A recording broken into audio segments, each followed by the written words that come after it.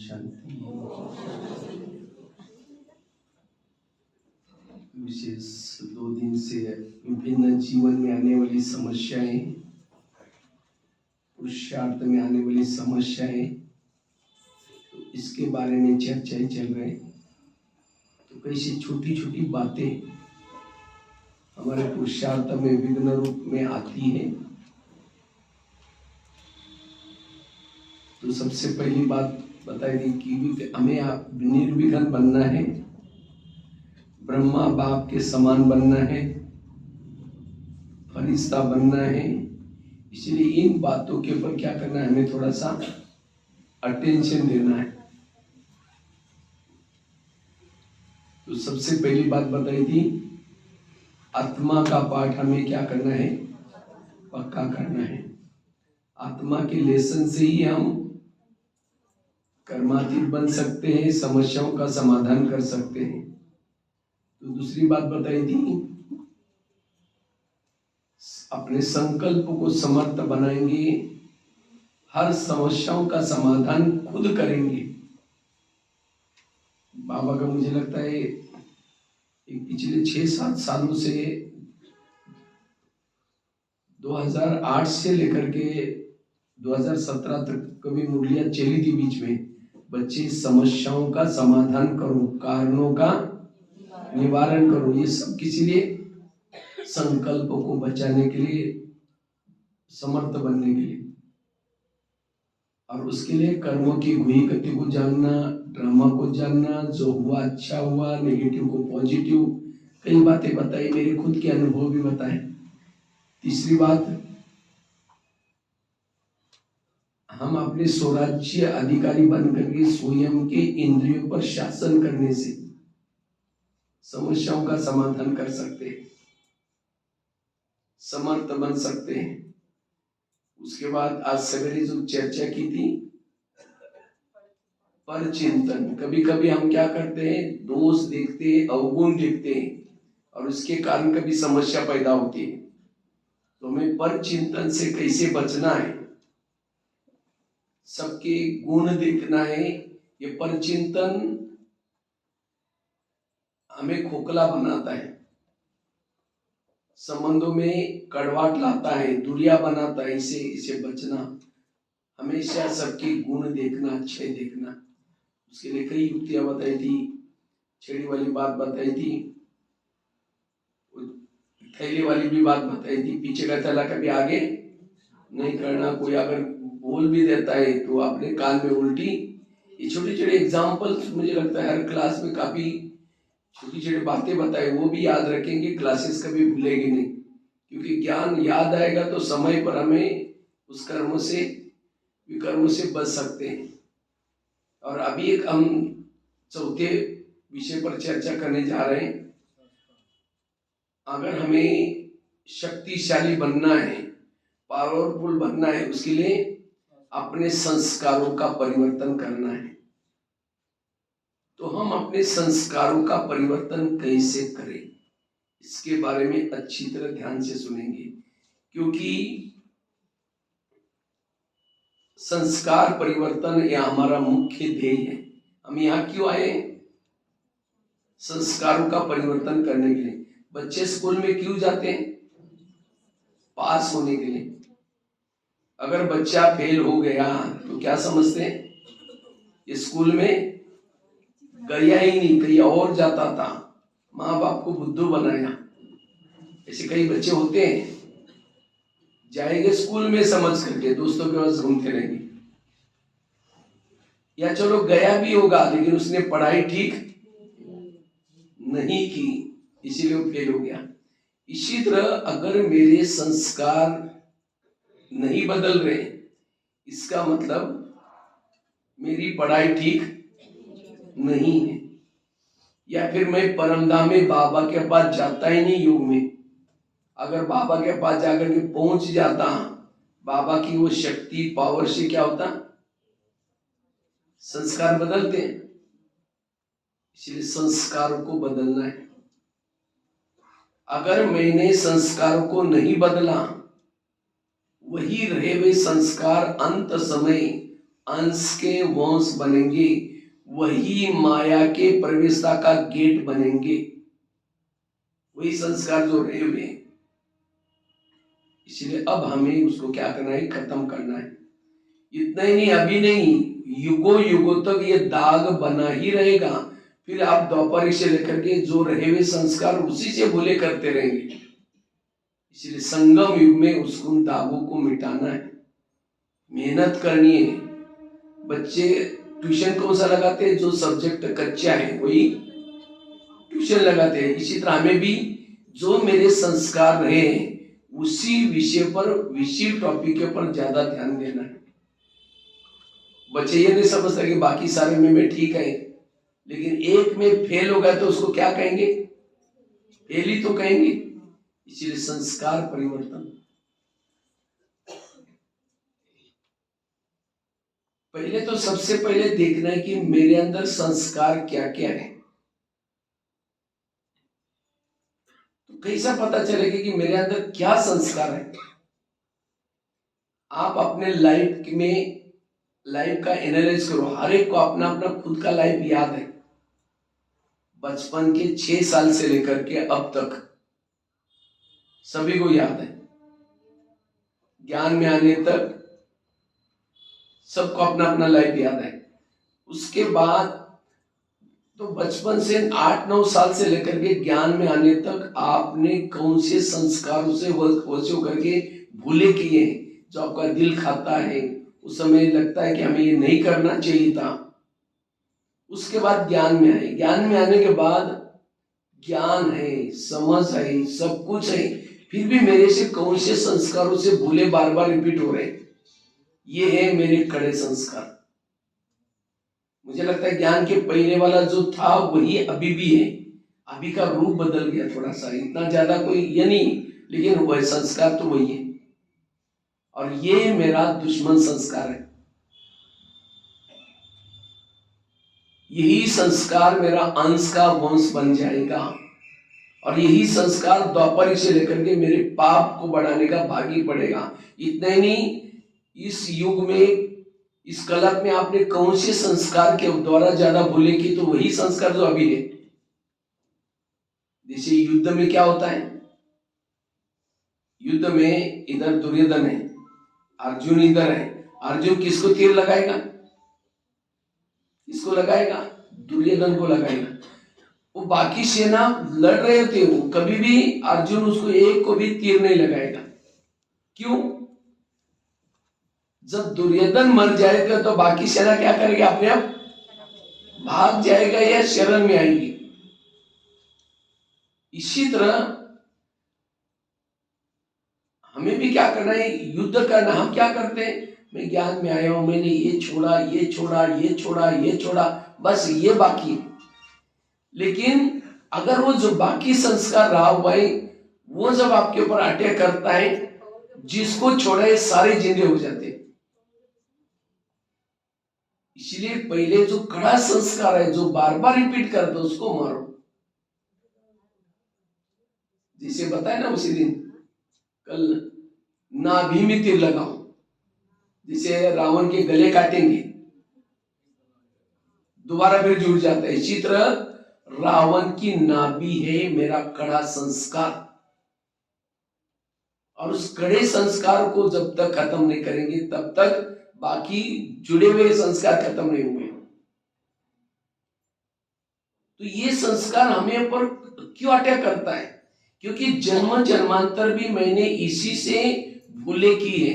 जब मैं दुखी बना, जब कभी टेंशन में आया, जब किसी ने मुझे धोखा दिया, मुझे शांति नहीं मिली, मैंने उस संस्कार के वश होकर के सुख लेने का प्रयत्न किया था। इसीलिए वो संस्कार अभी हमारा पीछे नहीं कर छोड़ता।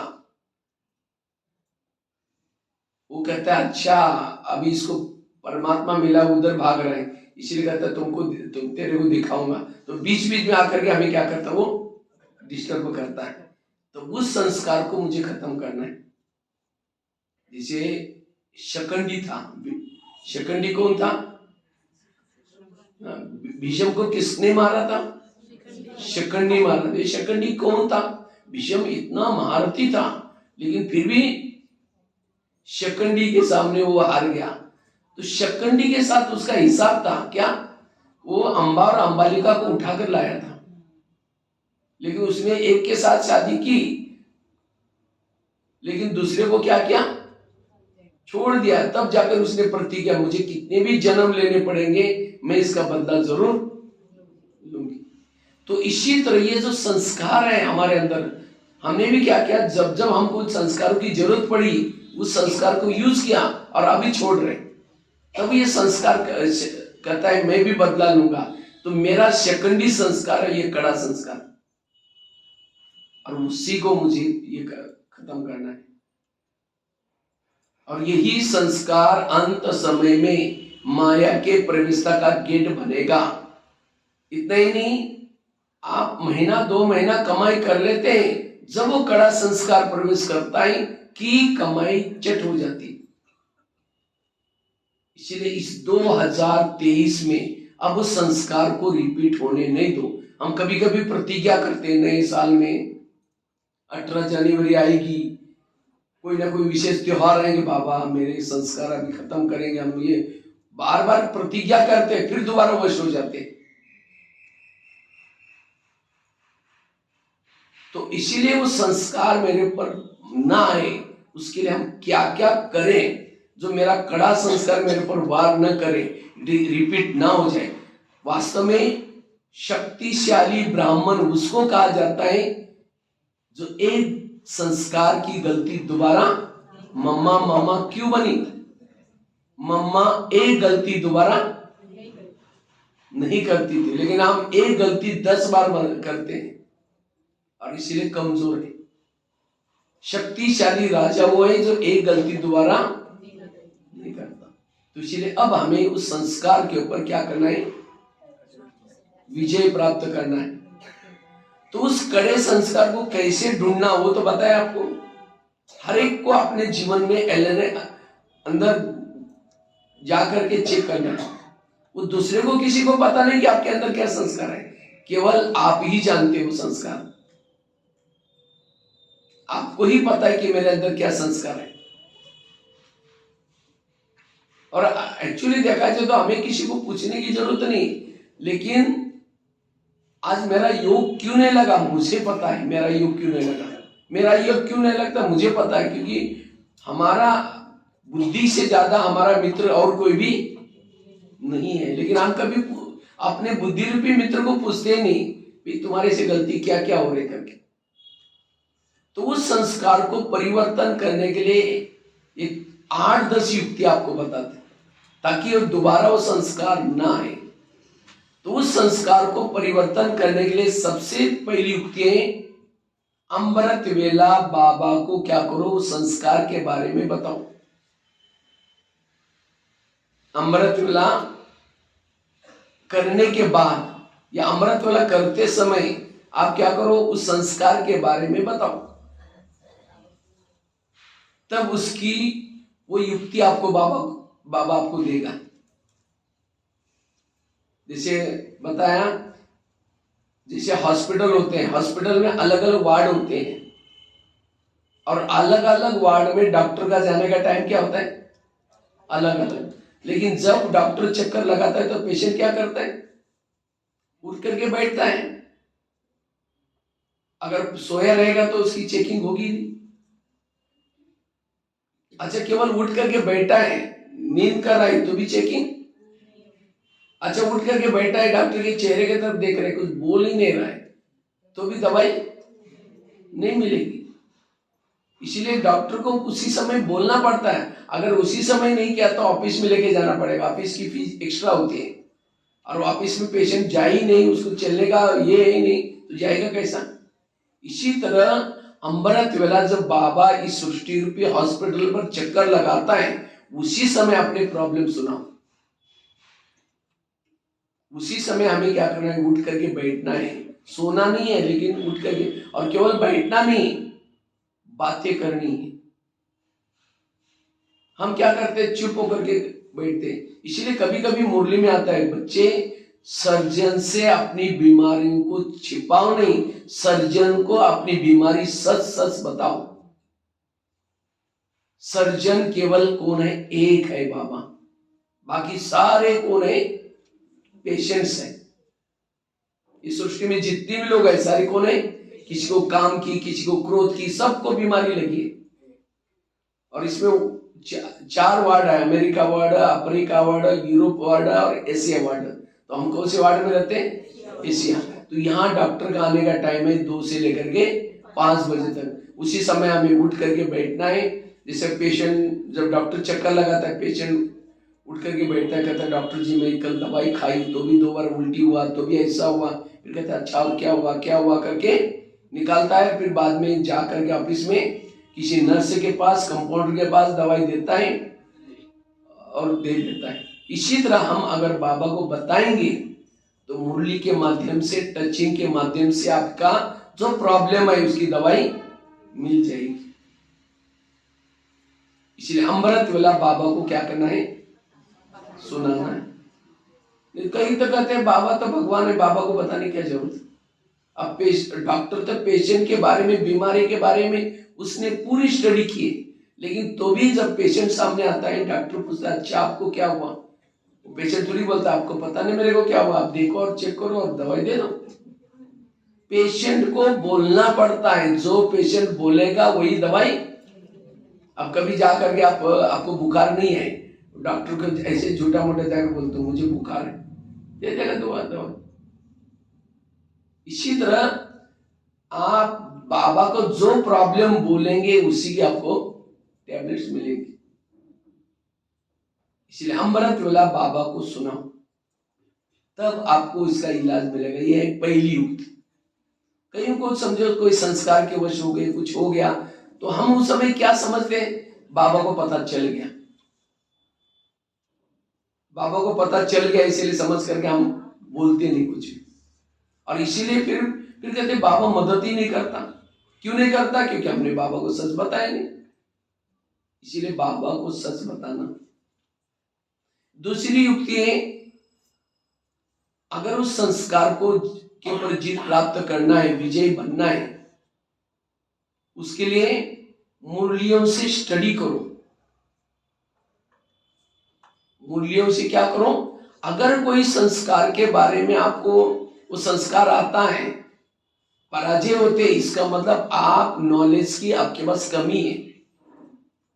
एक सीढ़ी में चित्र है अपना, 84 जन्म की जो सीढ़ी है उसके अंदर एक चित्र है, लास्ट में एक चित्र है, भिखारी का चित्र है।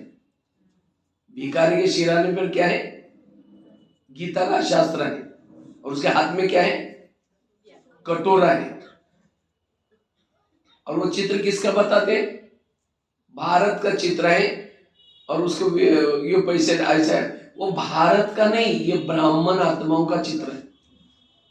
क्योंकि असली गीता तो किसी के पास में नहीं, किसके पास है? ये सारी मुरलियां, ये गीता किसके पास? हमारे पास है। और हम उसको कहाँ रखा है? शिरा ने रखा है। किसी के पास है भी नहीं वो मुरलियां, स्टडी करते भी नहीं है। और फिर बाबा कहते बाबा मेरा योग नहीं लगता, बाबा मेरी ये प्रॉब्लम है। बाबा ने मुरलियों में सारी बातें सब कुछ स्पष्ट किया हुआ है। लेकिन फिर भी हम क्या करते हैं? कटोरा लेकर के बाबा ये नहीं, योग नहीं लग रहा, बाबा मेरे ये प्रॉब्लम है, बाबा ये मेरे प्रॉब्लम है। इसीलिए मुरलियों की स्टडी करो। और मुझे लगता है आप एक अव्यक्त मुरलियों के तरफ ध्यान दो, या साकार मुरली, बाकी कोई स्टडी नहीं करो तो अच्छा है। क्योंकि संगम युग की मुरलियों के द्वारा शास्त्र बने हैं, उसमें से छोटी छोटी बातें निकल करके सब नहीं, शास्त्र बनते, ग्रंथ बनते, ज्ञानामृत बनते, अपनी किताबें में बनते। सब कुछ किसे बन रहे? मुरलियों से। समझो मेरे पास कोई एक चीज है मेरे पास, और समझो मैंने इसको टच किया, ये टच करते गए सोने का हो गया। इसको माइक को टच किया, ये भी सोने का हो गया। इसको टच किया, वो भी सोने का हो गया। इस चीज से जिसको भी टच करते सोने का बन जाता है। तो सोने की चीजों को महत्व देंगे या इसको महत्व देंगे? इसको। इसी तरह मुरलियों से शिवानी बहन बनी, मुरलियों से सूरज भाई बने, मुरलियों से दादिया बनी, मुरलियों से सारे महारथी बने। तो हमें मूल्यों को ज्यादा महत्व देना है, बाकी और किसी को भले रिगार्ड देना, रिस्पेक्ट देना अलग चीज है, लेकिन बाकी मूल्यों के ऊपर प्रभावित हो जाओ। हम क्या करते हैं, मूल्यों को छोड़ करके, इसलिए जो मूल्य, क्योंकि हम जो सुना, मैं आपको रियली बताता हूं, हम जो सुना रहे वो रियली श्रीमत नहीं है। अगर किसी की बातों के क्लासेस सुन करके उस प्रमाण चलेंगे, जिम्मेवार आप हैं, और बाबा के मूल्यों के श्रीमत प्रमाण चलेंगे, उसका जिम्मेवार बाबा है। ये रियल आपको बताता। इसलिए कोशिश करके हमें क्या करना है, अगर किसी ने सुनाया भी तो उसको मुरली से टैली करो, वो मुरली में कहा था क्या कभी, और फिर उसको पालन करो, तब फायदा है। इसलिए मुरलियों की श्रीमत में ताकत है। ये तो हम जो सुनाते हैं विचार सागर मंथन है, ये रियली बातें नहीं है। लेकिन आजकल कई भाई बहने फेसबुक से, व्हाट्सएप से, इधर उधर से जो मटेरियल आ रहा है उसकी स्टडी कर रहे हैं। इसलिए मूल्य अपने पास, मुझे लगता है 1869 से लेकर के 2017 तक सारी मूल्य मधुबन में मिलती है। भले आप लोग अभी जब जाएंगे, सभी भाई बहने एक दो लेके आओ और एक लाइब्रेरी बनाओ, उसकी लाइब्रेरी बना करके उसके अंदर रखो, और 8 दिन एक किसी भाई को निमित्त बना करके 8 दिन के बाद चेंज करके लेके जाओ, और उन मुरलियों की रोज सवेरे एक बार पढ़ो, शाम को एक मुरली पढ़ो, मुरलियों की स्टडी करो। और मुरली भी वो कोई भी नहीं पढ़ो, कौन सी मुरली पढ़नी है, आपके संस्कार क्या है। समझो आपका काम विकार वाला संस्कार है, तो आपको टॉपिक कौन सा पढ़ना है, काम विकार वाले संस्कार के जो मुरली चली उसी को पढ़ना है, क्योंकि वो आपकी बीमारी है, और उसी टैबलेट को ही लेना है। कोई भी मुरली नहीं पढ़ना, अन्यथा संस्कार बदलेगी नहीं। ये है मुरली को स्टडी करने का या मुरली सुनने का तरीका। मुरली सुनते समय भी हमें, इसलिए मैंने क्यों कहा कि आधा घंटा पहले योग करो, उसके बाद मुरली सुनो, क्योंकि आधा घंटा योग करने से, आज मेरी बीमारी है क्या है, उसके लिए बाप ने कौन सी पॉइंट दिया, वो कैच करने की पावर आती है आपके अंदर। और खास एक डायरी बनाओ, डायरी बना करके आपके अंदर संस्कार क्या क्या है, उसके लिए बाबा ने मुरलियों में क्या बोलता है उसको अलग से नोट करो, और उसको बार बार अंदर से धारण करो, तब वो संस्कार की बीमारी खत्म होगी। ये है संस्कार परिवर्तन करने की युक्ति, मुरलियों से स्टडी करना। तीसरी बात है, अगर हमें संस्कारों का परिवर्तन करना है, उसके लिए जो सीनियर भाई बहने, उनको भी आप उस संस्कार के बारे में पूछ सकते हैं, बता सकते हैं, क्योंकि उनको अनुभव है।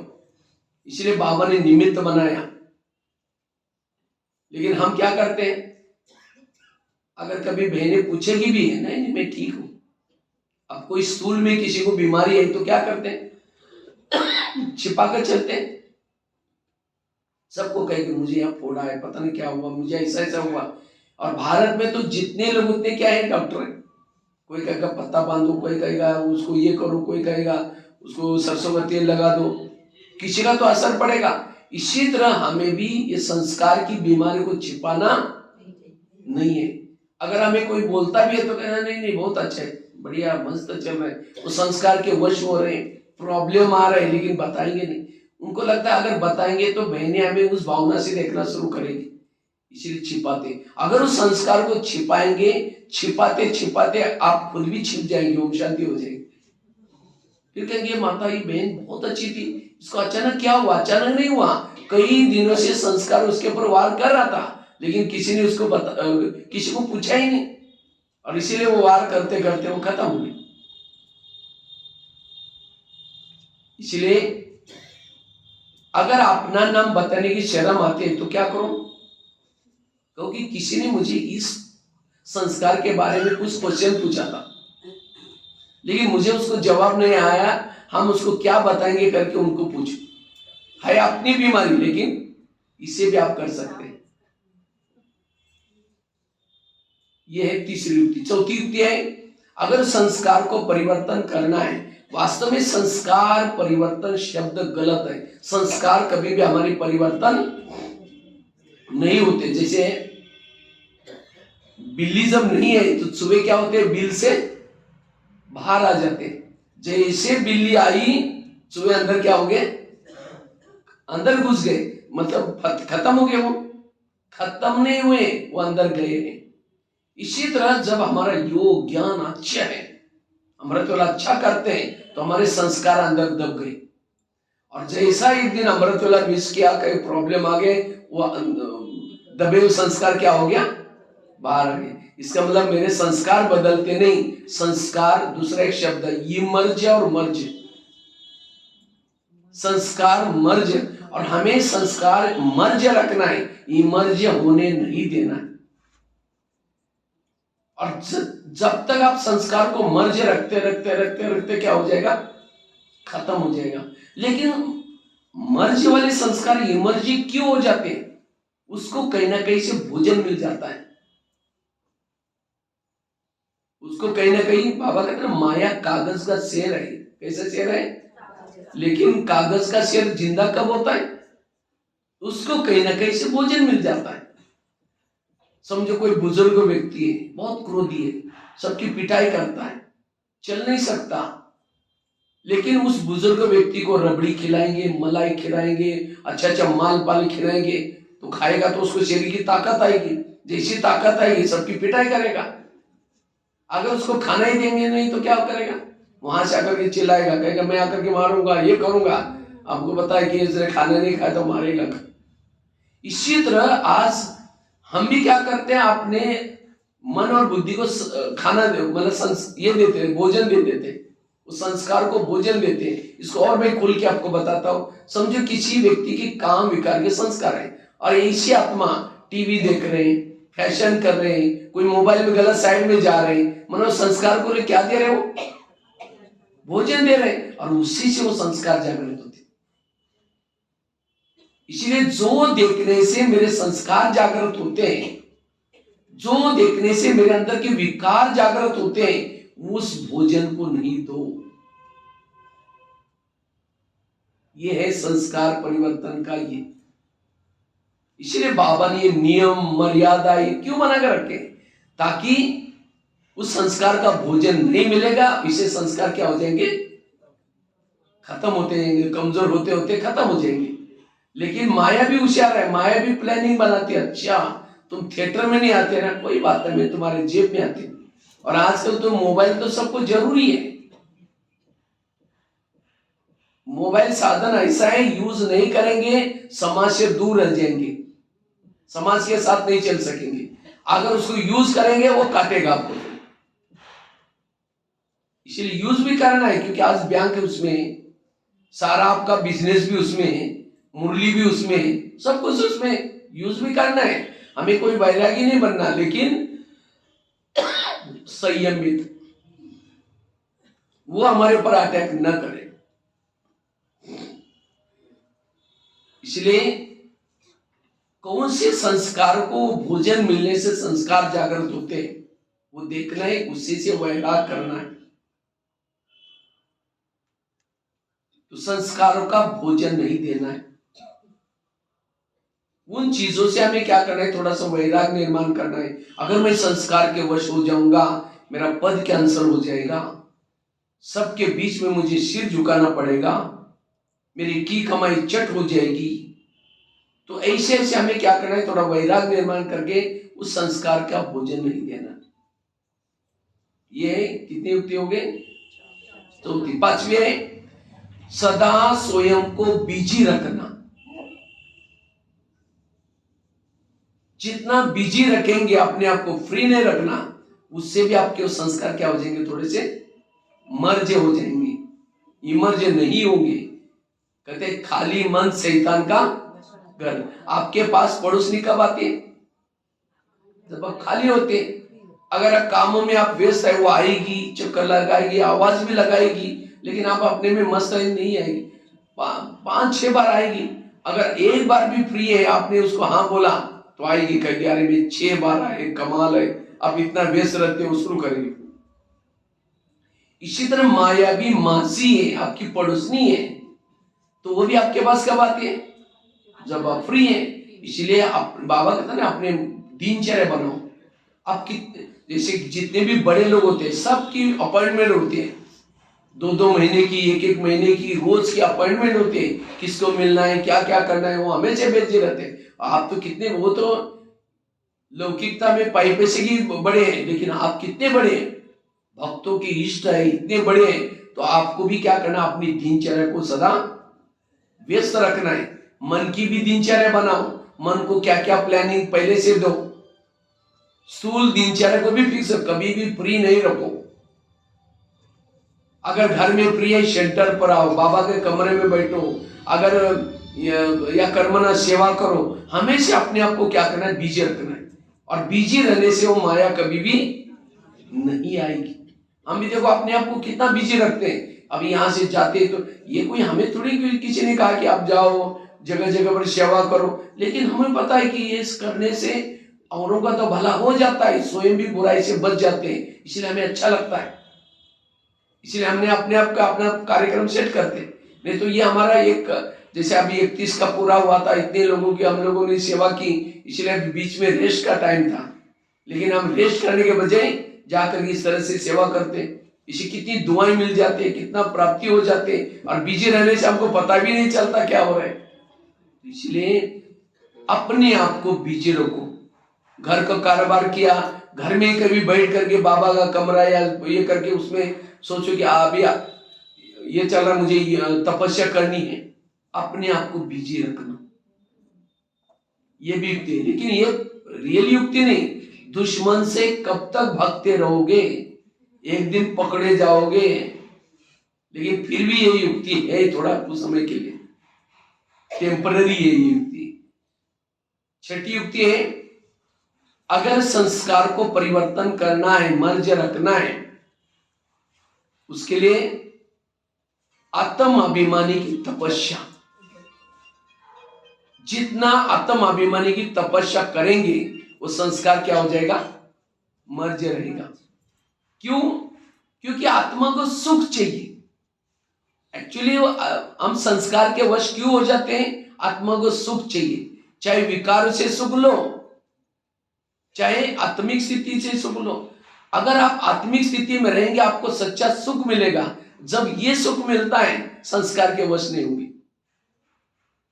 इसलिए आत्मिक स्थिति में रहने का पुरुषार्थ, इसे आपको अति इंद्रियों से भी ज्यादा सुख मिलता है। और जिसको जैसे कोई जिलेबी खाता है उसको मुरमुरा क्या लगता है, फीका लगता है। इसलिए अति इंद्रिय सुख का अनुभव करना है। और जब अति इंद्रिय सुख का अनुभव करेंगे वो संस्कार आपके तरफ नहीं आएंगे। इसलिए हमें क्या करना है, अति इंद्रिय सुख का अनुभव करने के लिए आत्मिक स्थिति में रहने का पुरुषार्थ करना है। और जितना आत्मिक स्थिति में रहेंगे वो आपको सुख मिलेगा। इसलिए बाबा रोज तो बार बार कहते हैं, बच्चे आत्माभिमानी बनो, आत्माभिमानी बनो। आत्माभिमानी की तपस्या में रहना है। और वो कैसे रहना है उसके बारे में हम लोग तो काफी चर्चा कर चुके हैं। सातवीं युक्ति है, अगर उस संस्कार को परिवर्तन करना है उसके लिए श्रीमत और मर्यादा के अंदर रहना है। वो संस्कार, पुराना संस्कार कब आपके पर अटैक करता है? जब आप ईश्वरीय नियम और मर्यादा का उल्लंघन करते हैं, तब वो संस्कार आपके ऊपर अटैक करता है। बाबा कहता है माया मेरी बेटी है। माया मेरी कौन है? बेटी है। और तुम मेरे कौन हो? बच्चे हो। तो माया और हमारा रिश्ता क्या हो गया? फिर क्या हो गया? भाई और बहन। कभी कभी कोई बहन भाई को थप्पड़ भी मारती है। कब मारती है? जब वो बाप का कहना नहीं मानता, भाई ज्यादा होशियारी करता है, तब बहन आकर के थप्पड़ मारते हैं। इसी तरह माया बहन भी हमको थप्पड़ कब मारती है? जो बाबा ने हमको जो नियम दिया, अमृत वाला उठो, रोज मुरली सुनो, शुद्ध भोजन, लेकिन जब हम ये नहीं करते तब माया करके थप्पड़ मारते।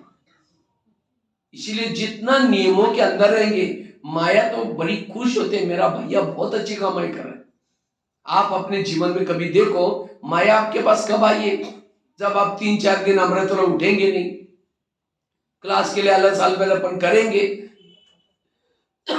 तो माया आकर के थप्पड़ मारते, कहते भैया ज्यादा होशियारी कर रहे हैं क्या, संगम युग चल रहे हैं, तब थप्पड़ मारते हैं। तो जिस दिन माया ने थप्पड़ मारी, अपने गाल को पकड़ करके 4-5 दिन के पीछे जाओ या देखो कि मैंने सचमुच, तो माया बहन के सामने प्रतिज्ञा करो, सॉरी माया बहन आपने मुझे याद दिलाया, आज से मैं प्रतिज्ञा करता हूं कभी अमृत वाला मिस नहीं करूंगा। तो क्यों माया आएगी फिर? तो माया आते हैं हम ईश्वरीय नियमों का उल्लंघन करने से। इसलिए ईश्वरीय नियम मर्यादा में चलने के लिए हमें भीषण प्रतिज्ञा करनी है, दृढ़ प्रतिज्ञा करनी है, तब वो संस्कार कभी नहीं आएंगे। सीता कमजोर क्यों बनी? जब उसने रेखा का क्या किया, और उसने श्रीमत में क्या मिलाया, मनमत मिक्स किया। वो साधु है, अगर उसकी भिक्षा नहीं देंगे तो नाराज हो जाएगा। ये श्रीमत में क्या हुआ?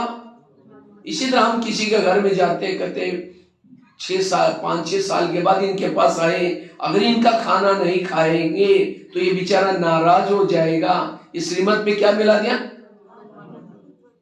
चलो उस व्यक्ति को तो राजी किया, लेकिन भगवान को, इसीलिए हमें भगवान को राजी करना ही, न कि लोगों को। लोग इस दुनिया में ऐसे हैं, घोड़े पर बैठने में नहीं देंगे, पैदल चलने में नहीं देंगे। इसीलिए कहते हैं ना, सुनो सबकी करो अपनी नहीं श्रीमत की।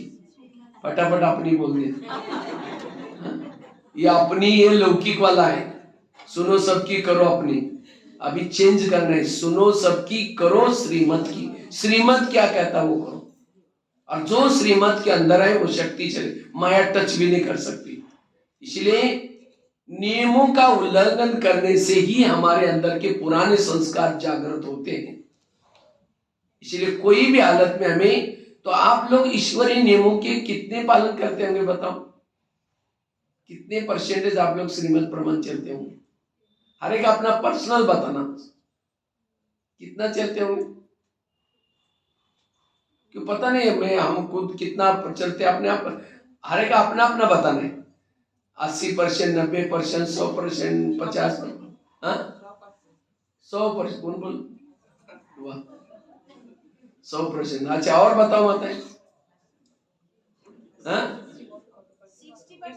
60%। अच्छा, और बताओ? 50%। आजकल कई भाई बहने नियम किसको समझते पता है? अमृत वाला उठना, मुरली रोज सुनना, सेंटर पर आना, बाहर का भोजन। नियमों की परिभाषा बहुत गहरी है। अमृत वाला उठे, लेकिन उठ करके झुटका लगाते हुए क्या आधे मार्ग कट हो गए। आपने मुरली सुनी, लेकिन उससे पहले योग नहीं किया, और सुनी भी मुरली के अनुसार सारा दिन चले नहीं, तो भी आधे मार्ग कट हो गए। बाहर का भोजन नहीं खाया, आपने घर का भोजन खाया, बातें करते खाया या पर चिंतन करके खाया, तो भी आधे मार्ग कट हो गए। यूनिफॉर्म नहीं पहना, मार्ग कट हो गया। बैच नहीं पहना, मार्ग कट हो गया। इसको कहते हैं आध्यात्मिक ग्रामर। आपने कर्म तो किया, लेकिन वो विधि, हर कर्म को विधि पूर्वक करना, इसको कहते हैं श्रीमत। जैसे हिंदी में लिख दिया, मैं शांति सागर की संतान हूं, लेकिन शांति की मात्रा पीछे वाली मार दिया, तो हिंदी पढ़ने वाला क्या समझेगा? वो पढ़ेगा तो सही, लेकिन क्या करेगा?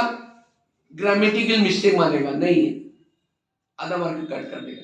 इसी तरह हर कर्म विधि पूर्वक करना, यह है श्रीमत। और इसीलिए हर एक के ऊपर कंप्यूटर लगे हुए, आपने आज क्या क्या करते हैं उस अनुसार आपका मार्क कम होता है, किसी का जुड़ जाता है, और लास्ट में सारे कंप्यूटर ऑफ होंगे, और जिसके मार्क ज्यादा है उस अनुसार नंबर बनते जाएंगे। यहां बहने आपको कुछ नहीं बोल रहे, एक बार बोला तब से आपके मार्क शुरू हो गया। इसीलिए भले आप कर्म क्षेत्र पर आइए, ये सब आपका ऊपर जमा कम होता जा रहा है, ये सारा ऑटोमेटिकली सिस्टम है। इसीलिए मैं बिल्कुल ध्यान दे रहा है, मुझे कोई बोलता है, मुझे कोई देखता नहीं। इसलिए कहते हैं ना, चुहा को मिले हल्दी के गाटी, कहता मैं पंसारी बन गया। इसलिए श्रीमत के गहराई, और जितना जो श्रीमत के गहराई में चलता है उसका योग भी इतना पावरफुल लगता है। जैसे कोई भी माँ बच्चों को प्यार करते, कब करते? जब वो बच्चा माँ का सवेरे जल्दी उठाएगी, अच्छे कपड़े पहनाएगी और कई डायरेक्शन देके, देखो बेटा कपड़े के अंदर नहीं करना, पढ़ना, लड़ना नहीं, झगड़ना नहीं। बच्चा जाता है, लड़ता है, झगड़ता है, शाम को जब आता है मम्मी मम्मी करते आता है, मम्मी किचन से देखी कि मैंने जो कहा किया नहीं करके तुम चिल्लाते रहे, अच्छा जाएगी, जाकर 2 थप्पड़ लगा दे।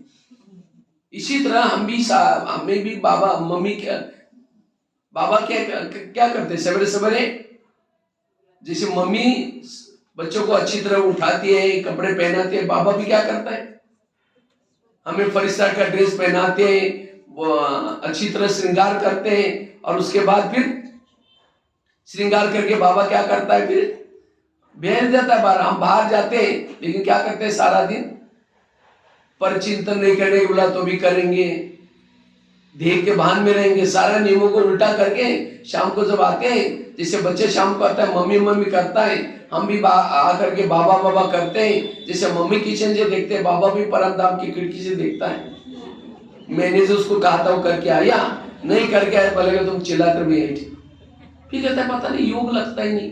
अगर मेरा योग नहीं लग रहा है तो दाल में जरूर कुछ काला है। इसलिए हमें कोशिश करके क्या करना है, नियमों का पालन करके आना है। और जितना नियमों की गहराई में जाएंगे उतना आपके संस्कार बदल जाएंगे। चलो 2 मिनट।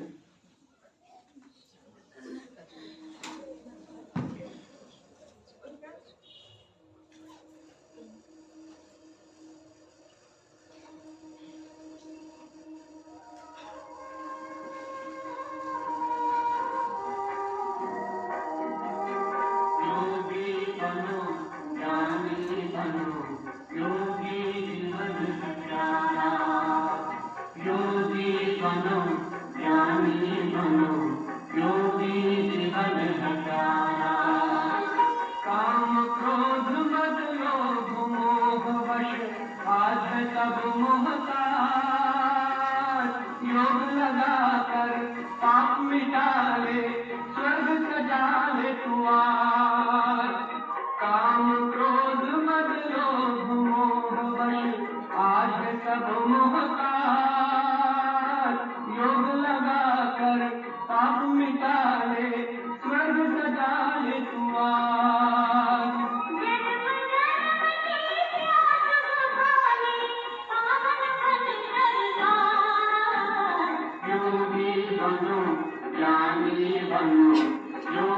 जीवन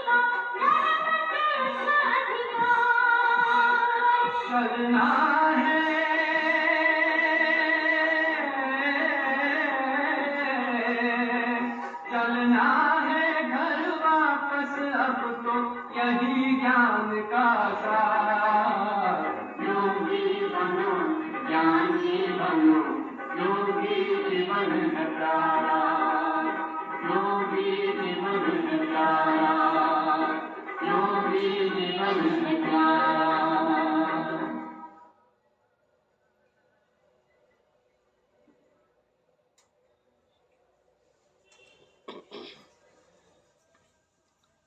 बातचीत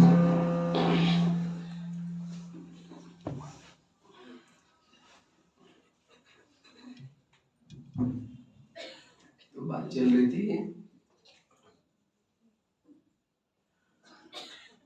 संस्कारों का परिवर्तन। तो उसके लिए कितनी युक्ति बताई? पहली कौन सी बताई? अमृतवेला बाबा को सुनाना। दूसरी कौन सी बताई? उन मुरलियों से स्टडी करना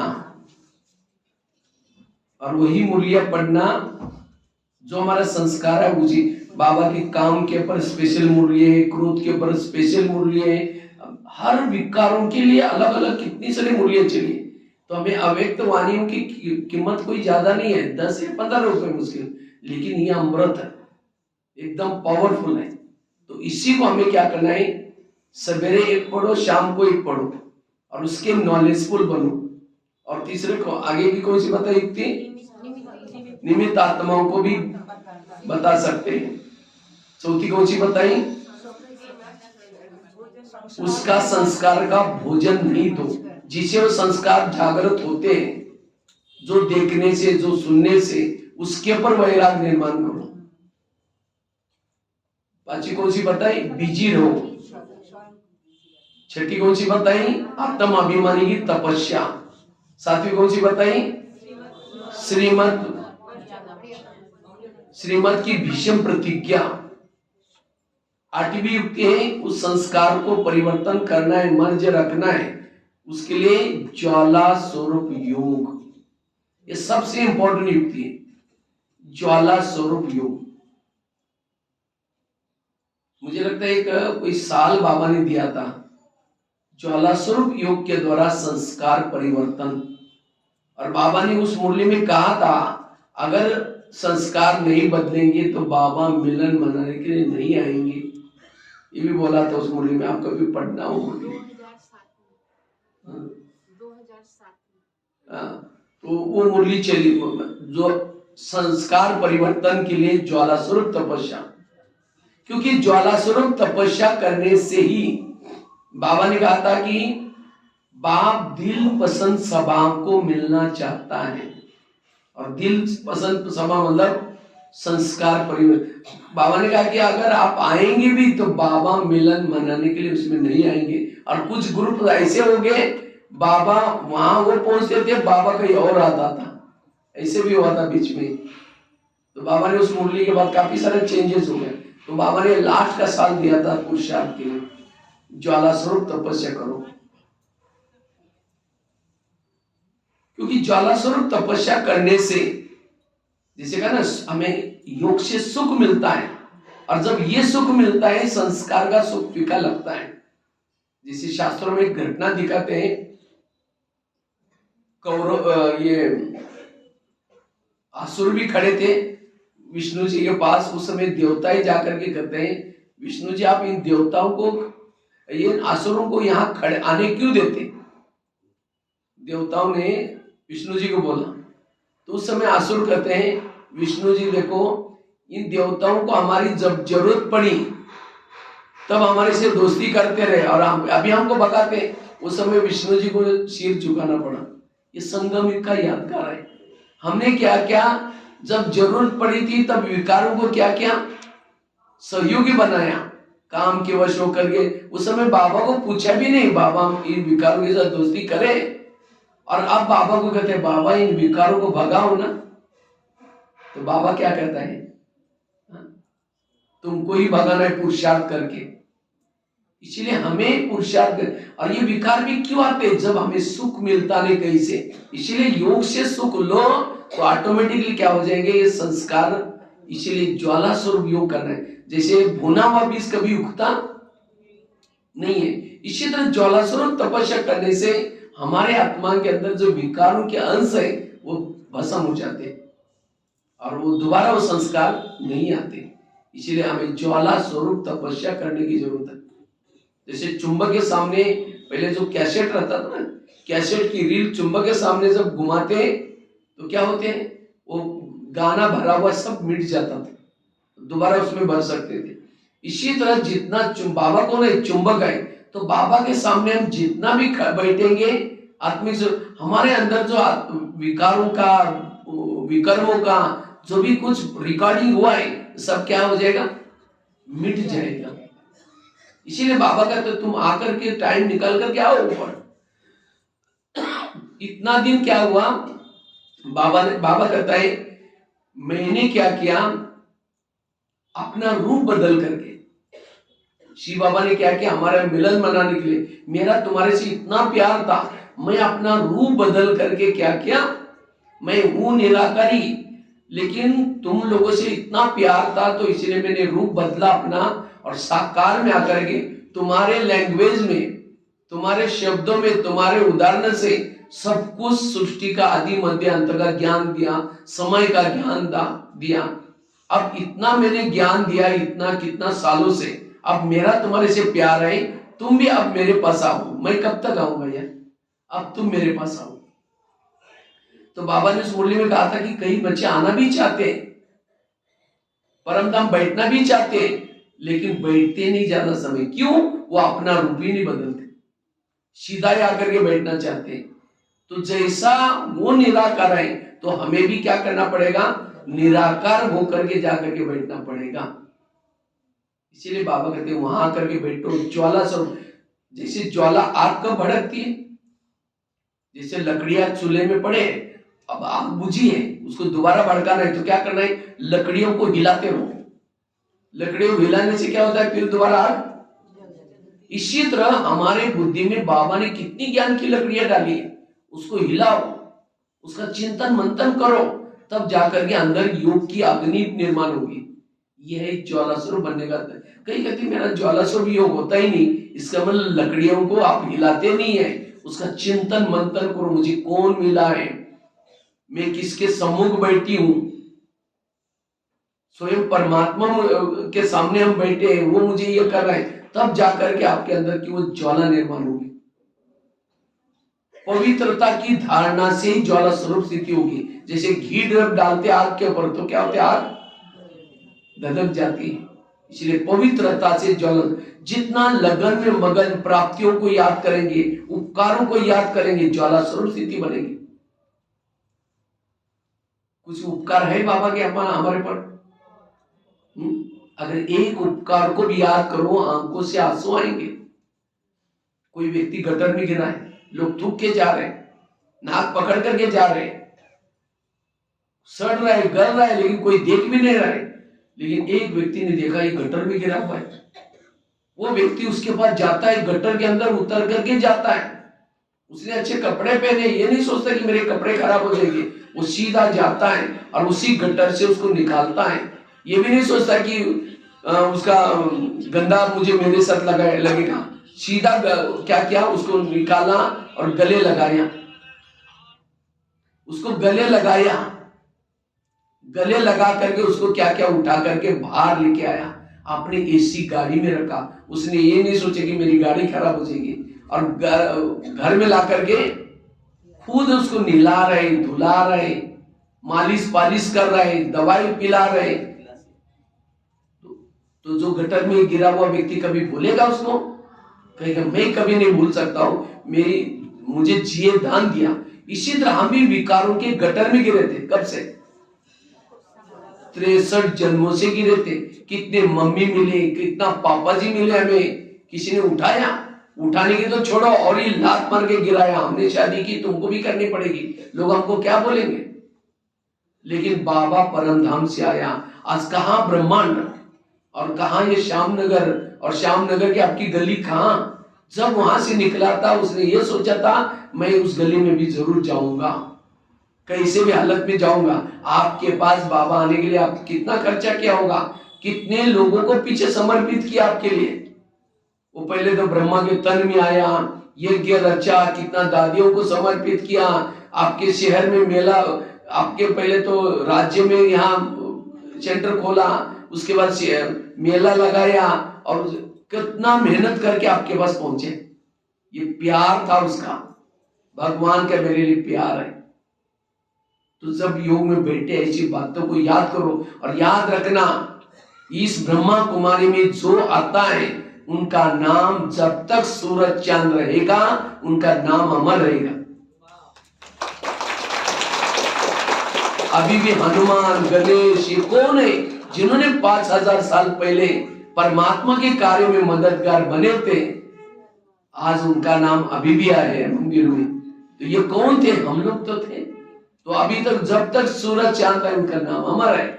तो फिर से इसीलिए बाबा कहते बच्चे ये कोई साधारण जगह पर नहीं आ रहे। तो ऐसे ऐसे योग में बैठ करके जब बातों को याद करेंगे, कितनी प्राप्तियां करा रहा है, कितना उपकार कर रहा है, तब जाकर के योग की अग्नि निर्माण होगी और उसी योग अग्नि से सच्चा सुख मिलेगा।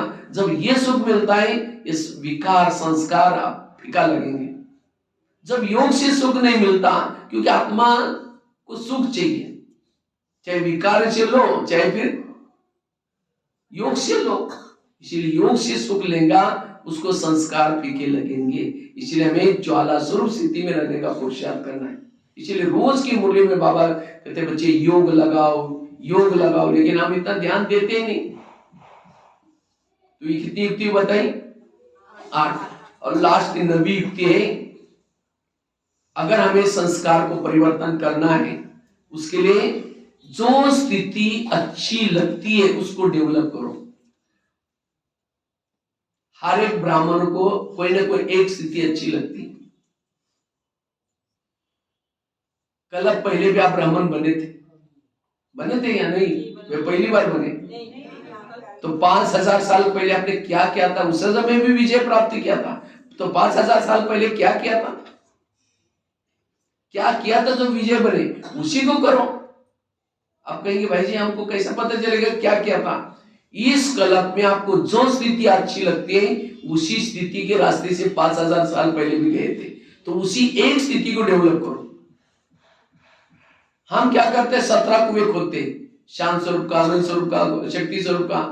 मैं जब इस ज्ञान मार्ग में आया मुझे अशरीरी बनना ये बहुत अच्छा लगता है। जब मैं अशरीरी का अभ्यास करता हूं मुझे प्रॉब्लम नहीं आती, समस्या नहीं आती। मैं हमेशा इसके लिए चार्ट क्या क्या बनाता रहा। लेकिन जब मैं मधुबन में गया वैरायटी क्लास सुनना शुरू किया, कोई अशरीरी का कर रहा है, कोई सोमान का कर रहा है, तो मैं क्या करता था? अशरीरी का छोड़ करके सोमान का करना शुरू करता था। फिर प्रॉब्लम आना शुरू हो जाते थे। फिर वापस मैं अशरीरी का करता था। इसका मतलब क्लासेस सुनना नहीं है, ऐसे नहीं, सबके क्लासेस सुनो, लेकिन आपको जो अच्छा लगता है उसके लिए उन्होंने क्या बोला उतना कैच करो, बाकी को भूल जाओ। ये है क्लासेस सुनने का तरीका।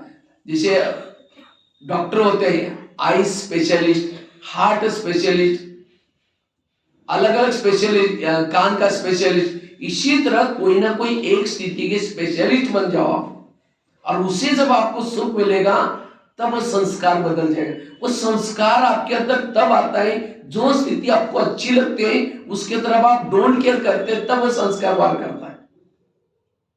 उस संस्कार का दुश्मन ये है, वो जो स्थिति अच्छी लगती है उसका अभ्यास करो। ये बहुत गहरी पॉइंट है। अगर इतना भी हम करेंगे वो संस्कार नहीं आएगा। तो कोई ना कोई, और मैं तो अनुभव ये किया कि एक स्थिति में सारी स्थितियां समय है। तो एक स्थिति के आप क्या करो, अनुभवी बनो। नहीं तो अंतिम समय जो पेपर आएगा कितना समय का है? सेकंड का। जैसे कोई किसी भगत को कोई मारने के लिए आता है, वो कहता है हनुमान आओ, ये आओ, वो आओ, कोई नहीं आता, मर जाता है। इसी तरह अंतिम समय वो पेपर आएगा, उस समय कहेंगे मैं आत्मा हूं, नहीं शांत मैं शक्ति जो शांति होते हैं। इसीलिए कोई एक स्थिति की गहराई में जाओ, अनुभव। तो एक स्थिति का आपको परफेक्ट अनुभव चाहिए। तो एक स्थिति, आपको किसी को क्वेश्चन भी पूछना है, बाकी कोई पूछने के बजाय जो स्थिति आपको अच्छी लगती है उसके लिए आप पूछो, उनसे पॉइंट इकट्ठा करो। और जब एक स्थिति के गहराई में जाएंगे तो आप कभी भी इस ज्ञान मार्ग से हिल नहीं सकेंगे, क्योंकि आपको अनुभव हुआ। लेकिन हमें अनुभव नहीं करते, हम क्या करते हैं? किसी ने क्लास कराया सर्व संबंध का, वो प्लानिंग बनाना शुरू करते हैं। फिर दूसरे दिन का सोमान का क्या, वो प्लानिंग 17 कुएं खोदते। अनुभव कुछ भी नहीं है, और वो फिर संस्कार के वश हो जाते हैं। इसीलिए कोई एक स्थिति के अनुभव के मूर्त बनो। तब अगर मैंने संस्कार नहीं बदले तो क्या होगा? समझो, मैंने संस्कार नहीं बदले, जैसे बताया ना, अंत में आत्माएं शरीर छोड़ेगी, सीधा परमधाम में नहीं जाएगी। जैसे आत्माएं छोड़ती रहेंगी, अंतराल में भटकती जाएगी, उनको शरीर भी नहीं मिलेगा, क्योंकि अंतिम समय है। जब अंतराल में भटकेगी, उन आत्माओं को विकारों में जाना है, विकारों का संकल्प चले, अब क्या करेंगे? उनको तो अपना शरीर तो आई नहीं, तो जिनके अंदर जिस विकारों का संस्कार है उसके अंदर प्रवेश करेगा और उसी से गलत काम करना शुरू करेगा, संकल्प चले। इसीलिए अंत में विकारों का प्रकोप और बढ़ने वाला है। समझो, किसी के अंदर का क्रोध का संस्कार है तो क्रोध वाली आत्माएं उसके अंदर प्रवेश करेगी। इसीलिए बाबा कहते, बच्चे अब अपने संस्कारों के अंश के वंश को भी खत्म करो, ताकि अंतिम समय कोई आत्मा नहीं आएगी आपके पास। जो भी हमारे अंदर वंश है, अंश के वंश को भी खत्म करो। और इसीलिए बाबा कहते हैं, ज्वाला स्वरूप तपस्या करो, योग करो, ताकि वो संस्कार के अंश निकल जाए। इसीलिए बदलना है। और मैंने खुद ऐसे लोगों को देखा है, कई हमारे पास कई कुमार वगैरह कई ऐसे लोग आते हैं, कहते हैं हमारे अंदर ये चाहते नहीं पे, हम ऐसे कुछ बढ़ जाते हैं, पता ना हमें कोई ऐसा ऐसा लेके जाता है इस साइड पर और हम प्रभावित हो जाते हैं। क्यों? संस्कारों के अंश है अंदर, इसलिए अंश को खत्म। और ब्राह्मण बनकर के हमें कोई गलत काम नहीं करना है। नहीं तो एक शास्त्रों में एक एग्जाम्पल आता है, कौरव बड़े हो गए, पांडव बड़े हो गए, अब सबको लगता है राजा किसको बनाया जाए? कौरवों को राजा बनाया जाए, पांडवों को राजा बनाया जाए। तो सब कहते हैं जो योग्य उसको राजा बनाया जाए।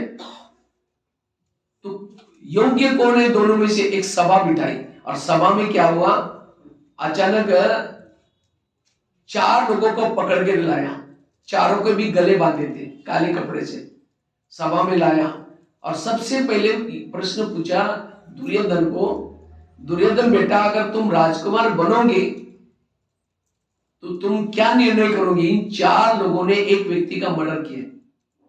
तो दुर्योधन उठ करके कहता, अच्छा मर्डर क्या? मर्डर का बदला मर्डर, इनका भी गला, चारों को भी गले काट दो, मैं अगर राजकुमार बनूंगा तो यही ऑर्डर करूंगा।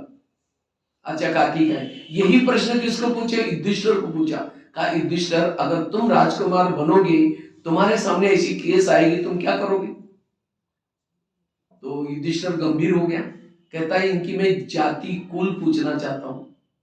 तो शकुनी था, वो कहता है जाति से क्या मतलब है?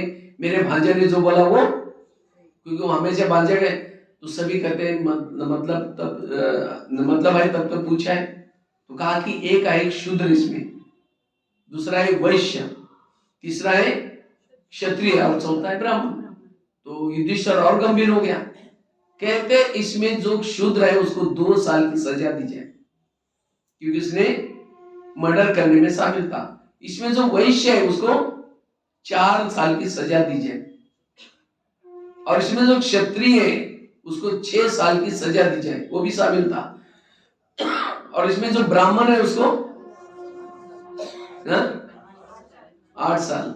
ताकि इनको, इसमें जो ब्राह्मण है उसको क्या सजा देने मैं नहीं कहूंगा, ये आचार्य द्रोण बाजू में बैठे वो बताएंगे।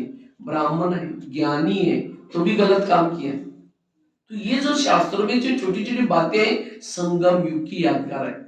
अगर हम शूद्र में बनकर के गलती की माफ हो सकते हैं, वैश्य में की माफ हो सकते हैं, क्षत्रिय में, लेकिन ब्राह्मण बनकर के गलती की बाबा उसको माफ। इसीलिए ब्राह्मण बनकर के अभी हमें कोई आलस और अलबेलापन वशोगर की गलती नहीं करनी है, क्योंकि अब हमको सबको जानना है। अंतिम समय अगर मैं संस्कार के वश हो गया तो अंत में हमको सजाएं मिलेगी, बाबा के सामने सिर झुकाना पड़ेगा। एक शास्त्रों में और एक घटना आपको सुनाता हूं। पांडवों की विजय हो गई, सभी पांडव विजय हो गए। पांडव विजय होने के बाद पांडव पहाड़ी पर गए। वो पहाड़ी का नाम था क्या? मेरु पर्वत। 5 पांडव, द्रौपदी, कुत्ता। लेकिन कहते हैं उस पहाड़ी का नियम था, वो पहाड़ी पर जो सत्य है, ईमानदार है, वही चढ़ सकता था। तो 5 पांडव, द्रौपदी, कुत्ता जब जा रहे थे, अचानक द्रौपदी गिर गई उस पहाड़ी से। जब द्रौपदी गिर गई, भीम की नजर गई, द्रौपदी पीछे दिखाई नहीं पड़ रहे, तो सभी पांडवों को बुलाया, कहा कि द्रौपदी आई नहीं। तो पीछे मुड़कर जब देखा तो द्रौपदी नहीं है, तो वापिस चले गए पांडव सभी। तो एक खड्डे में गिर गई थी, एकदम शक्तिहीन होकर के पड़ी थी। तो भीम उसकी बहुत महिमा करता है, कितनी अच्छी स्त्री थी, स्त्री होते भी हमारे साथ में अकेली रही, उसने घर बार छोड़ा, जंगल में रही, त्याग किया, तपस्या किया। भीम बहुत महिमा करता है। युधिष्ठिर सुनता रहता है, और युधिष्ठिर में लास्ट में बताया इसने सब कुछ छोड़ा लेकिन एक बात नहीं छोड़ी। कौन सी? उसका पांडव के साथ सबके साथ प्यार था, लेकिन एक्स्ट्रा लगाव अर्जुन के साथ भी था। देखो सब कुछ छोड़ा, और उसका यह लक्ष्य था कि मुझे अंत तक पांडवों के साथ ही रहना है, लेकिन लगाव के कारण वो नहीं रह पाई, क्योंकि पांडवों को ऊपर जाना था। इंद्रदेव इंतजार कर रहे थे, उन्होंने इतना बड़ा युद्ध किया था, उसका प्राइज वहां मिलना था, इंद्रदेव देने वाले थे। जिसके साथ लगाव था वो भी चला गया। फिर द्रौपदी को याद आता है कैसा लगाव था, कैसे बातें करते थे, लेकिन जो हो गया हो गया, रोने थे। पर ये सारी जो कहानी है, दृष्टांत है संगम युग के, हमारी भी विजय होगी पांडवों की। विजय होने के बाद सभी पांडवों को पहाड़ी पर जाना होगा। पहाड़ी मतलब माउंट आबू वाली नहीं, पहाड़ी अर्थात परम धाम। कैसा है? सीधा है, लेकिन उस पहाड़ी पर वही चढ़ सकेगा जो सत्य है, ईमानदार है। अगर हमने बीके बन करके किसी से लगा हुआ है, किसी से झुका हुआ है, गिर जाएंगे। बाबा कहते हैं ना धर्मराजपुरी, धर्मराजपुरी मतलब जैसे अव्यक्त बाप दादा को मिलते थे हम लोग, उसी तरह जोन इंचार्ज टीचर्स बैठेंगी और एक एक भाई बहन वहां से क्रॉस करना पड़ेगा, और उस समय 2 स्क्रीन चलेगी। भविष्य में क्या बनने वाला है ये, और दूसरा इसने बीके बनने के बाद क्या क्या विकर्म किए उसका भी स्क्रीन चलेगा। तो बाबा दिखाएगा ये तुम्हारा, तुमको ये मैं बनाने वाला हूं, लेकिन ये देखो तुमने क्या क्या किया था। उस समय सिर क्या हो जाएगा। हम जो भी कुछ गलत करते हैं उसके फोटोग्राफ सब बाबा के पास पहुंच जाता है। इसीलिए बाबा कहते हैं संस्कार के वश होकर के, बाबा कहेगा ये कैंसर हो गया, उसके बजाय तुम जाकर के दास दासी बन जाओ। जैसे रिजल्ट आने के बाद बच्चों को लगता है मैं छोटी जेल में मेरा ये सब्जेक्ट चला गया, तो कितना पश्चाताप होता है। इसी तरह बाबा कहते हैं अंत में दुनिया वाले तो रोएंगे, लेकिन ब्राह्मण भी रोएंगे। ब्राह्मण क्यों रोएंगे? उनको भगवान मिला, क्यों रोएंगे?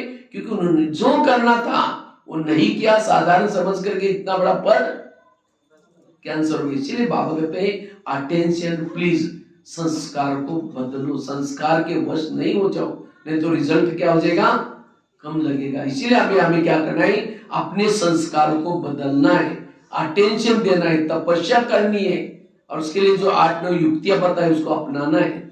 इतना ही नहीं, द्रौपदी की बात छोड़ो, आगे गया नकुल गिर गया, आगे गया सहदेव भी गिर गया पहाड़ी से, आगे गया भीम भी गिर गया, आगे गया अर्जुन भी गिर गया, और केवल कुत्ता और युधिष्ठिर स्वर्ग में गए। कुत्ता मतलब कोई प्रैक्टिकल कुत्ते की बात नहीं, मना युधिष्ठिर के अंदर ईमानदारी थी। कहते कुत्ते ने युधिष्ठिर को स्वर्ग में जाने के लिए हेल्प की, मदद की, मना उसके पास ईमान।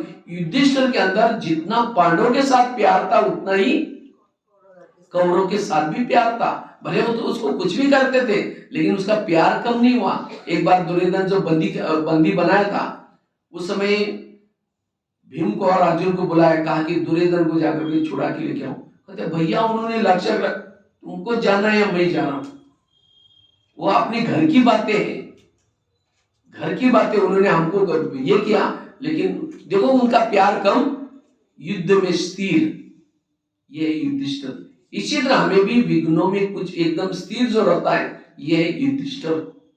इसीलिए बाबा कहते हैं सारी बातें। तो नकुल क्यों गिर गया? बुद्धि का अभिमान था। सहदेव क्यों गिर गया?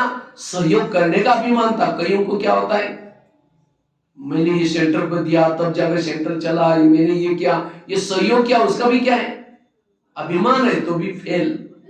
कहीं को प्लानिंग बुद्धि का अभिमान, तो भी फेल। भीम का अभिमान गदा युद्ध का अभिमान था, इसीलिए फेल। अर्जुन को क्या अभिमान, अर्जुन तो सबसे प्यारा था तो भी वो फेल हो गया क्योंकि उसको तीर चलाने का अभिमान था। मैंने लक्ष्य इतने लोगों को मारा, अभिमान है कि मैंने मारा। वो भूल गया कि कृष्ण मेरा मदद कर रहा है, कृष्ण करा रहा है, वो भूल गया। उसने लगा कि मैंने ही मारा हुआ है, इसलिए अभिमान आया। आज कई कई सेंटर पर चलता नहीं, ये मेरा सेंटर, मेरे जिज्ञासु, मेरे, अरे बाबा का है। जिस दरी पर बैठते वो किसी और ने ला कर दिया, जो मुरली छपते कई और ने छपा, किसी और का ज्ञान, और उसके बाद जो हम संदल पर बैठते किसी का और है, लेकिन जिसका खा के हम वाणी सुना रहे वो भोजन किसी और ने दिया है। तो हमें अभिमान किस चीज का, किस चीज का अभिमान? हमारा क्या है? हमारा कुछ भी नहीं है। कराने वाला करा रहा है, हुकुम हुकुम चला रहा है, मैं एक निमित्त हूं। इसलिए कभी भी अभिमान के संस्कार तो ब्राह्मणों में कभी भी नहीं होना चाहिए। वास्तव में अभी भी हमने बाबा को नहीं पहचाना है। इसलिए बाबा कहते हैं ना, मुझे पहचानने वाले कोटों में कोई है। तो हमारे अंदर अभिमान के संस्कार कभी भी नहीं होना चाहिए। आप समझो, कोई बहू काम करती है और बहू को कहोगे तो तुम कुछ नहीं करती, तो उसको कैसा लगे? आज बाबा हर पल, बाबा हमारे साथ में निशानी के, अगर बाबा आपके साथ नहीं होता, तो आप पवित्र रह सकते? आज दोपहर में भी अच्छे वातावरण अच्छा था, सब कुछ अच्छा था, लेकिन तो भी लोग पवित्र नहीं रह सके। तो भी गृहस्थ बसाई। और आज ऐसे गंदे वातावरण में, इतनी विकारी वातावरण में, आज पति, साइंस वालों ने क्या बोला है? साइंस वालों ने बोला है अगर आग और कपास एक जगह पर रखेगी तो क्या हो जाएगी? ये शास्त्रों में बोला है, जल जाएगी। इसी तरह पति और पत्नी एक घर में रह करके पवित्र नहीं रह सकते, शास्त्रों में बोला है। लेकिन असंभव बातों को बाबा ने क्या कराया? संभव है। आज कितनी सारे हमारे गृहस्थी में भाई बहने रहते हैं, कितना सालों से पवित्र है।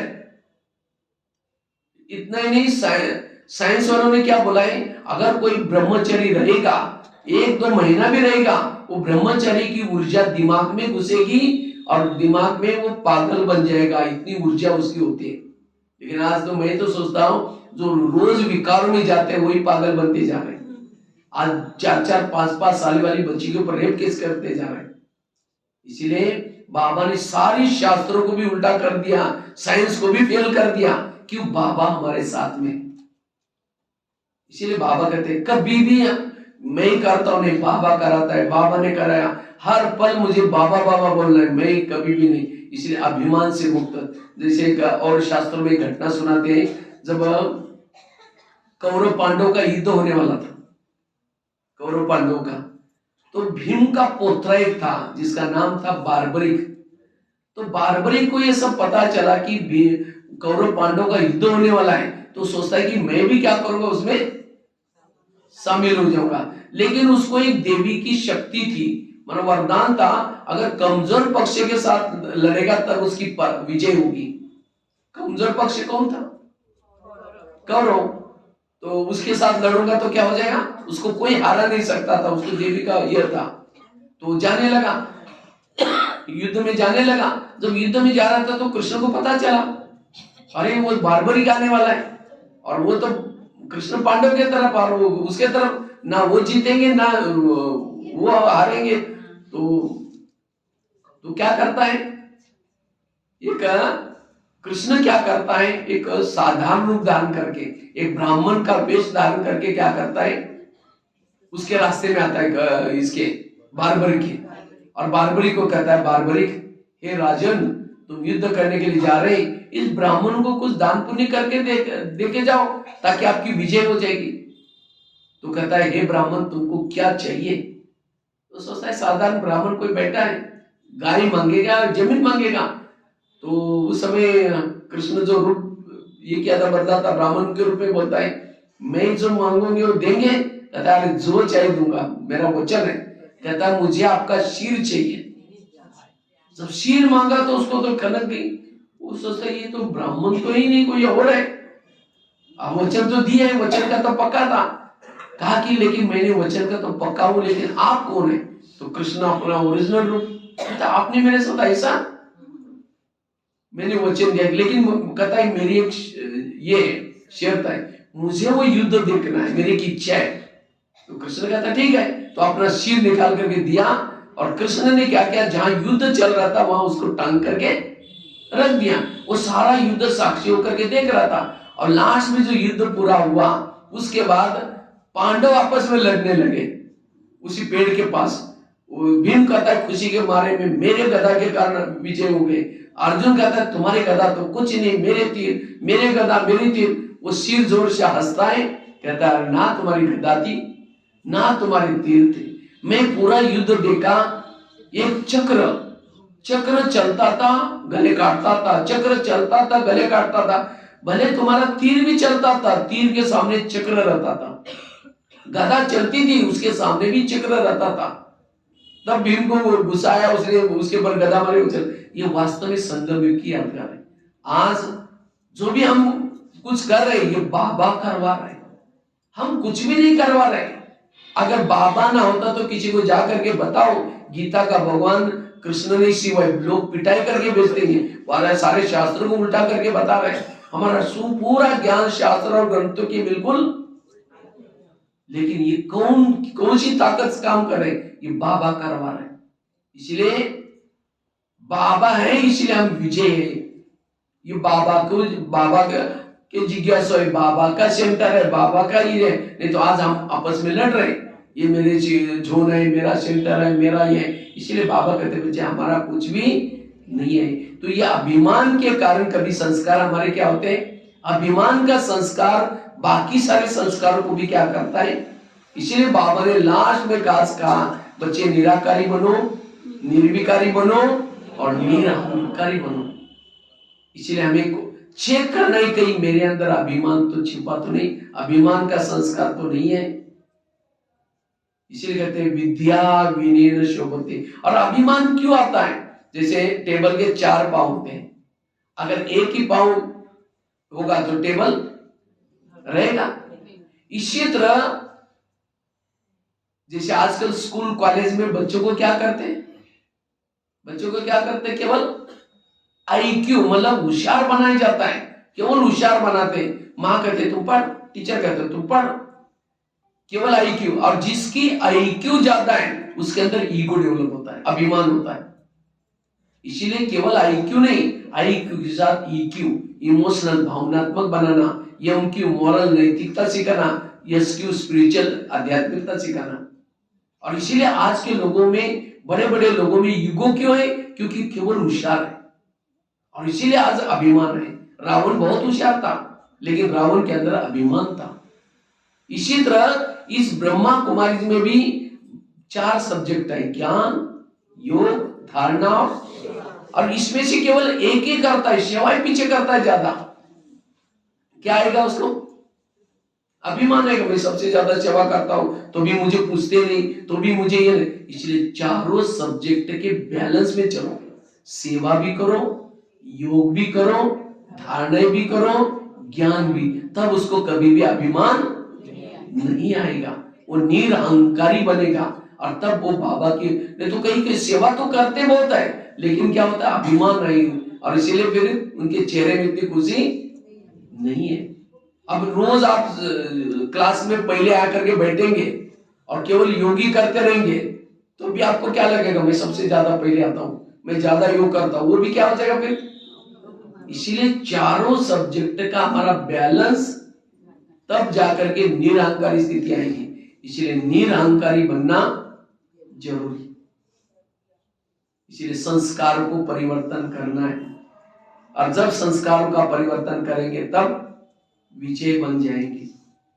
ठीक है, अभी हम योग करेंगे। तो संस्कार का परिवर्तन का टॉपिक क्लियर हो गया सभी को। अपने अंदर जो संस्कार है उसको अभी क्या करना हमें। अब कई तो क्या समझते, मेरे संस्कार है ही नहीं ऐसे। हमारा ओरिजिनल संस्कार हमें जागृत करना है। जैसे बता ना उसी दिन नारियल को तोड़ने के बाद क्या निकलता है अंदर से, इसी तरह हमारा आत्मा के अंदर ओरिजिनल संस्कार है, उन ओरिजिनल संस्कार को बाहर निकालना है। और जितना संस्कार को बदलेंगे, और मुख्य हमारा यहाँ आने का लक्ष्य क्या है, क्योंकि संस्कार नहीं बदलेंगे तो फिर क्या हो जाएगा, संस्कार को छोड़ेंगे नहीं तो वहां कईयों को लगता है जब हम इतना साल से आते हैं लेकिन वही की वही है, उन्नति हुई ही नहीं, क्यों संस्कारों का रहस्य को थोड़ा, जैसे वो सुनाते ना, एक सामने एक गांव था और बीच में तालाब था और इधर एक गांव था, तो वो बड़ा गांव था लेकिन 2 घंटा वहां जाने के लिए लगता था वो तालाब के अंदर से, क्योंकि वहां नौका रखी रहती थी, लोगों ने, पब्लिक ने नौका रखी थी, जिसको भी सब्जी लाने के लिए जाना है, कुछ करना है तो उसमें बैठ करके वल्ले घुमा करके वहां पहुंच जाते थे। तो एक 4-5 लोग क्या करते हैं, वहां सवेरे सवेरे सब्जी मार्केट में जाने के लिए नौका में बैठ गए और अंधेरा था, बैठ करके अपने वल्ले घुमाते गए, बातें करते रहे। जैसा दिन निकला उनको लगा अब 2 घंटा हो गया, हम पहुंच गए होंगे। जैसा दिन निकला उजाला हुआ तो देखा वही की हुई, अरे ये क्या हो गया, तो देखा रास्ता छोड़ा ही नहीं, वल्ले घुमाते रहे रात भर 2 घंटा। तो इसी तरह हम भी बाबा के नैया में बैठे कलयुग के इस अंधेरे में, और अभी हमको यहां से कहां जाना है, सतयुग की तरफ जाना है। वल्ले को भी घुमा रहे, मुरली सुनने के लिए आ रहे हैं, अमृत वाला उठ रहे, लेकिन अगर संस्कारों के रस्से को तोड़ा नहीं है तो आप सतयुग का दिन निकलेगा तो कहां पाएंगे, वही की वही, जहां से निकले थे वही मेरे संस्कार तो बदले नहीं है। इसलिए संस्कार को परिवर्तन करना है, अन्यथा फिर जैसे आए थे वैसे रह जाएंगे। इसलिए संस्कार परिवर्तन ये हमारा इस टोटल ज्ञान और योग का सार है।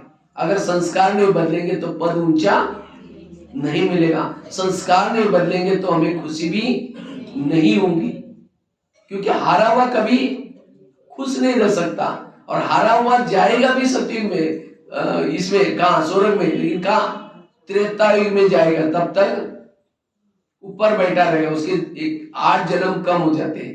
क्योंकि त्रेता क्या है, राम के हाथ में क्या दिखाते हैं, तीर। क्यों तीर, क्योंकि उन्होंने संस्कार को परिवर्तन नहीं किया, इसलिए हारे थे। इसलिए और सतयुग में जो जाने वाले हैं सांप के ऊपर डांस करने वाले, और वैसे तो आप श्यामनगर में रहने वाले हैं, तो श्यामनगर वालों को सबको सांप के ऊपर क्या करना है, डांस करना है, तब तो जाकर के जाएंगे। इसलिए अभी हमें सांप के ऊपर डांस करने वाले बनना है। बिल्कुल ज्ञान और योग के द्वारा कोई भी संस्कार हमारे अंदर न रहे, बिल्कुल लगन में मगन होकर के गोपिका ही बनो, और तब जाकर के सतयुग में जाएंगे। इसलिए संस्कार परिवर्तन जरूरी है। ओम शांति। अभी हम खास तो ब्रह्मा बाबा के निमित्त, अभी 18 जनवरी भाई जी अच्छे गीत बजाना बाबा के स्नेह और प्यार वाले, ठीक है।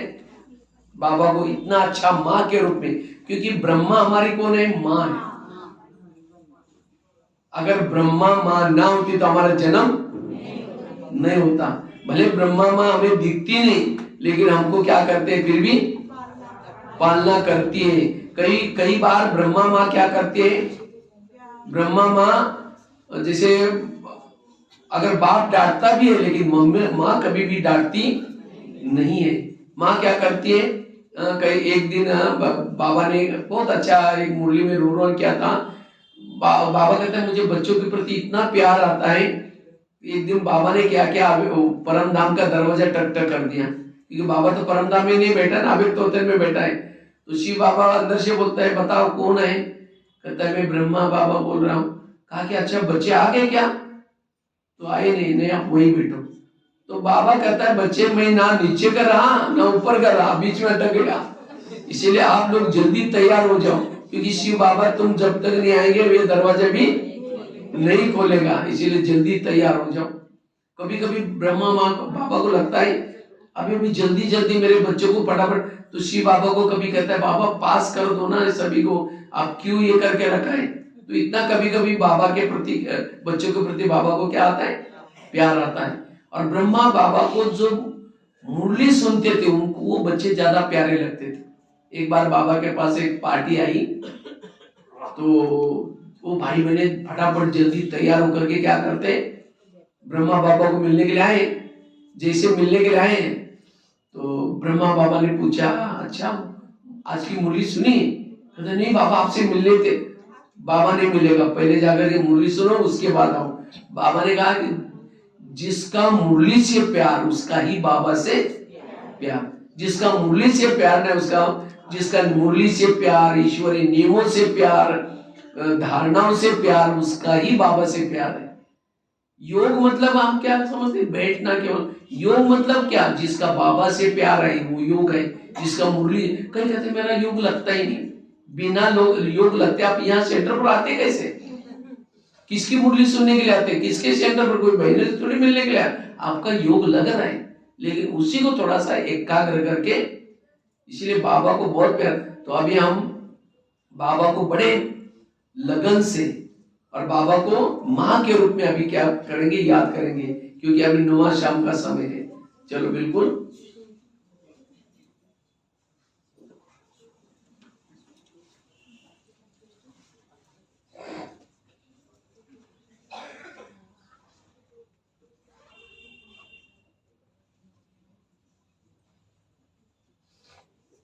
या फिर योग नहीं तो आप लोग कुछ क्वेश्चन आंसर, 15 में 6:30 तक टाइम, 15 मिनट है कुछ। अच्छा उसके बाद ठीक है। नहीं किसी के कुछ पूछ रहे थे, कोई क्वेश्चन पूछना था, तो अगर मुझे लगता है ये सारी बातें सुनने के बाद किसी के क्वेश्चन तो रहे ही नहीं होंगे, फिर भी किसी का कुछ होगा तो पूछ सकते हैं। हाँ है किसी के कुछ क्वेश्चन? हाँ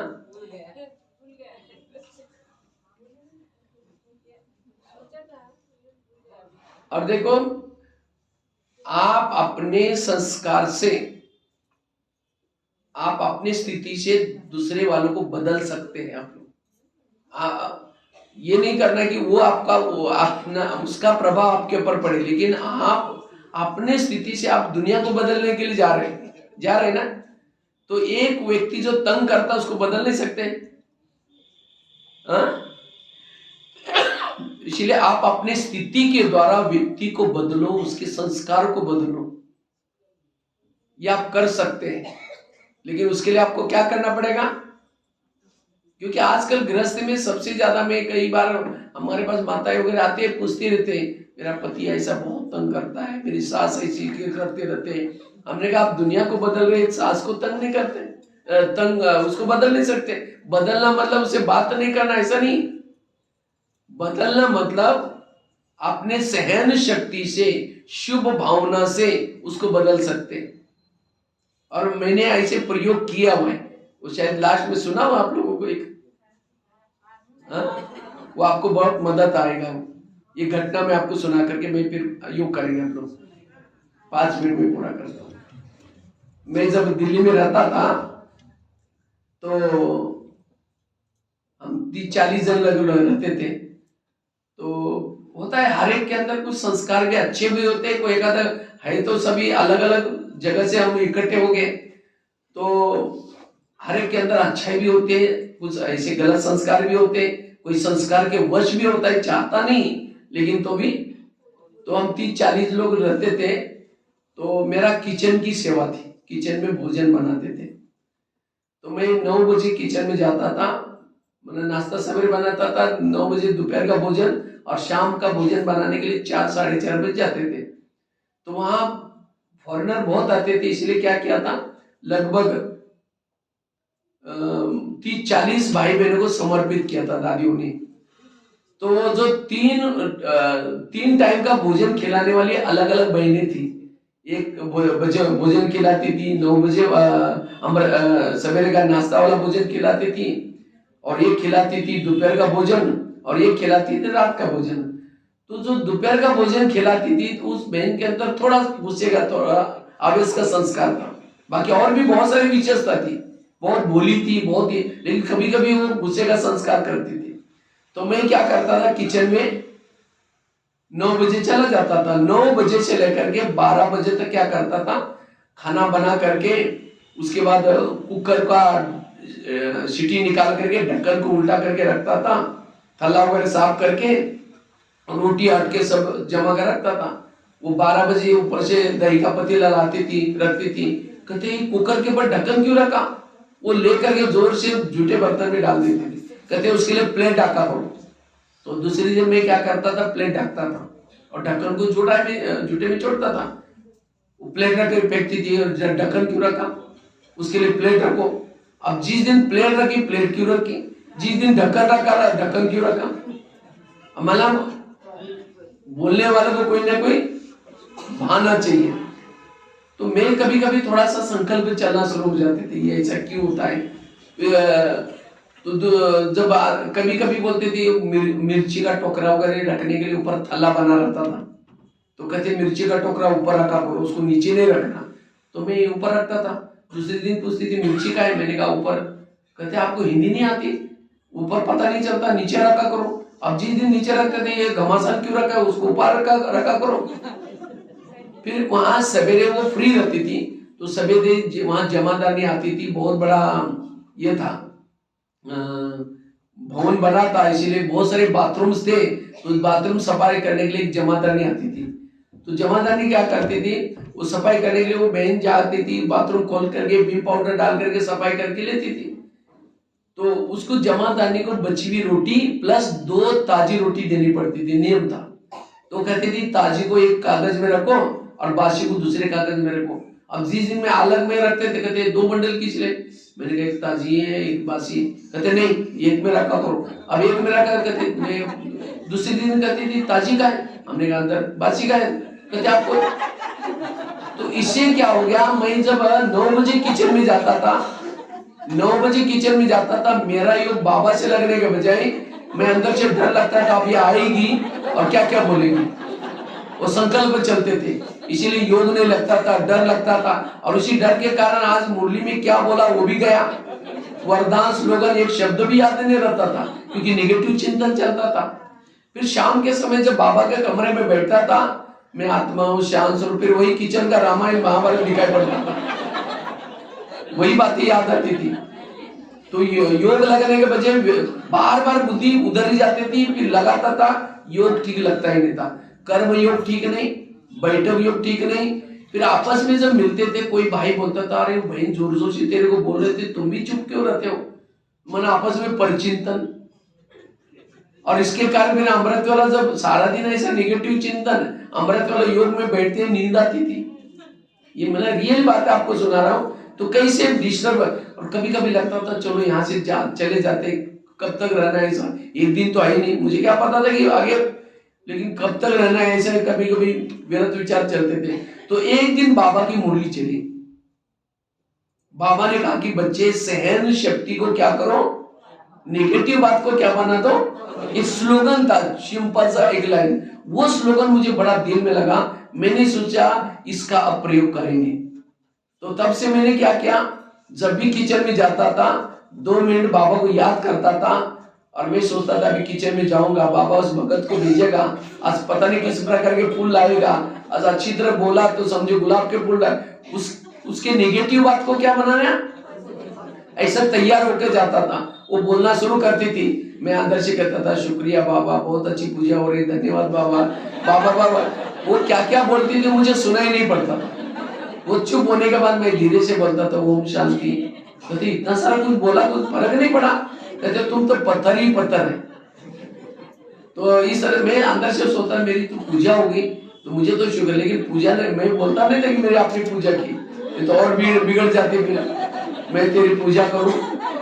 लेकिन मैंने अंदर से ऐसा बोलता था, संकल्प चलाता था। उसके बाद फिर जब शाम को योग में बैठता था, बाबा कहता बाबा आज आपने भगत भेजा था, बहुत अच्छी पूजा होगी, कल भी उसको जरूर बोलना, ऐसे बोलना करके मेरे अंदर उस सहने की ताकत बढ़ती गई।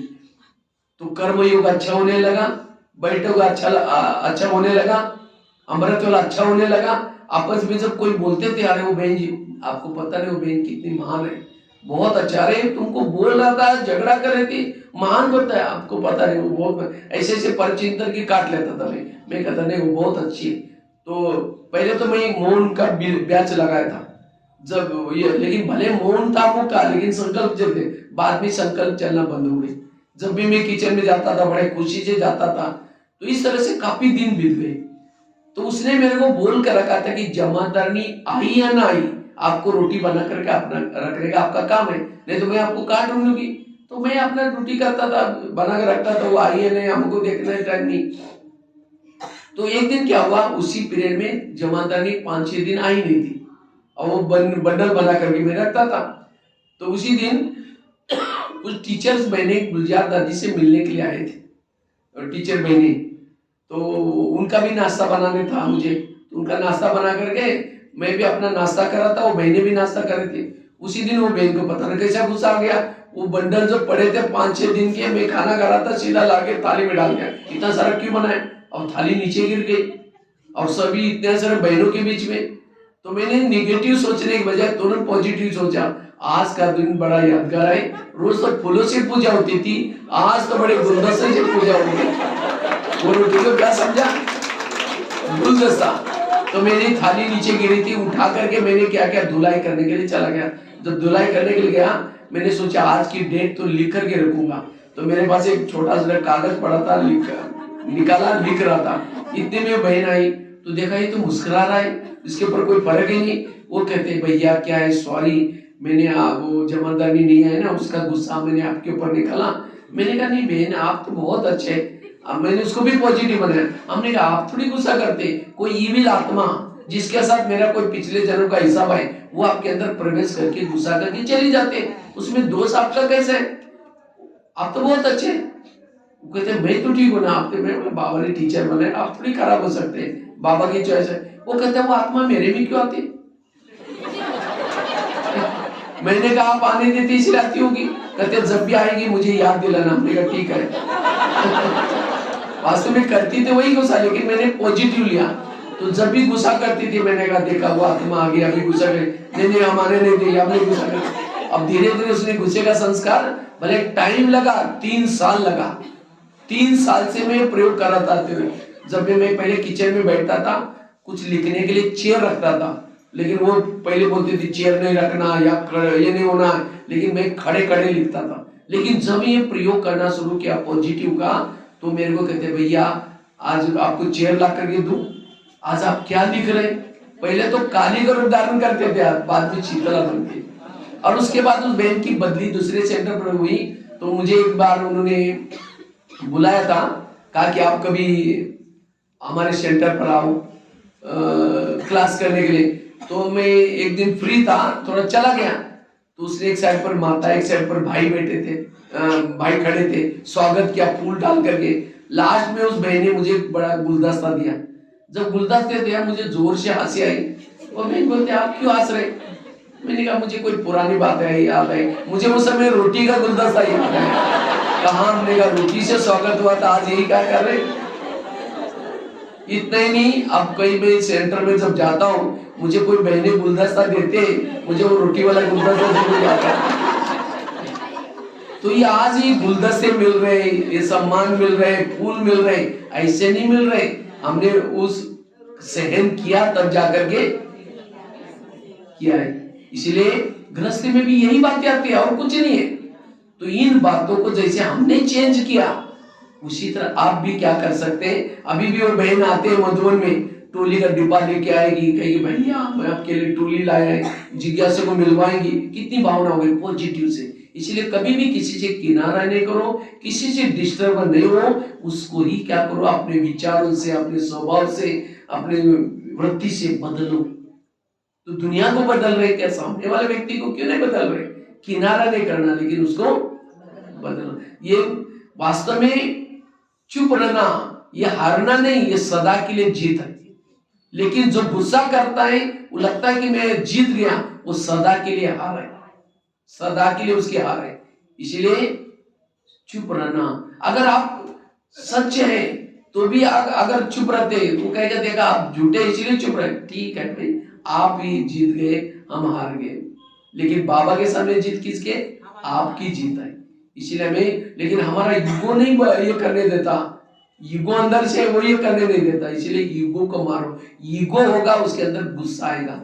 इसलिए ऐसी ऐसी छोटी जो गृहस्थ में कोई भी बातें नहीं है। फिर मैं क्या करता था, मैं जो पांडवन में रहते थे उन सभी के नाम लिख करके रखता था, किसके अंदर क्या क्या गुण है। तो इसी तरह आप अपने पति के अंदर, अपनी सास के अंदर क्या क्या गुण है वो देखो। उनके अंदर विशेषता भी बहुत है, भले वो अज्ञानी है लेकिन उसके अंदर विशेषता है। उस विशेषता को आप अपने पुरुषार्थ के लिए यूज करो। उनकी विशेषता, दोषों को नहीं देखना है लेकिन गुण को देख करके अपने पुरुषार्थ में, क्योंकि गुण सभी तरफ ले सकते हैं। पक्षियों से ले सकते हैं, प्राणियों से ले सकते हैं, सागर से ले सकते हैं, नदी से ले सकते हैं। इसलिए हमें गुण देख करके क्या करना है, आगे बढ़ना है। ठीक है, ओम शांति। क्या चीज? ईविल सोल उसका तो और विस्तार है, अभी तो नहीं बोलेंगे क्योंकि अभी योग का टाइम है। देखो जिसके हिसाब किताब है वही उसे कह सकते होता है। इसलिए हमें किसी को नाराज नहीं करना और कोई ऐसा काम नहीं करना जो हमारे से कोई ईर्ष्या करे। नहीं तो ये सब आजकल उसी के ऊपर किया जाता है, जिसका नाम हो रहा है, जिसका कुछ ये हो रहा है। इसलिए कहते हैं ना, येड़ा बन करके पेड़ा खा लो।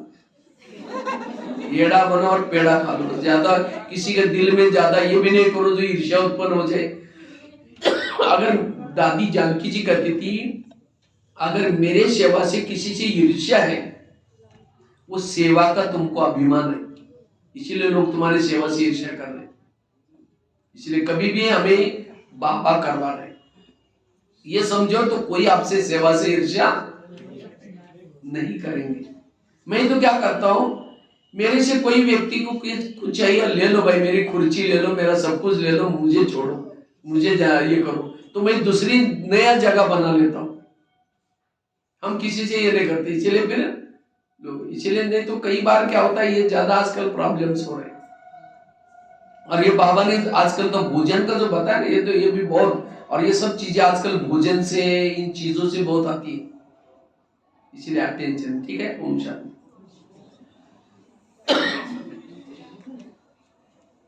ठीक है बाबा, 1 बजे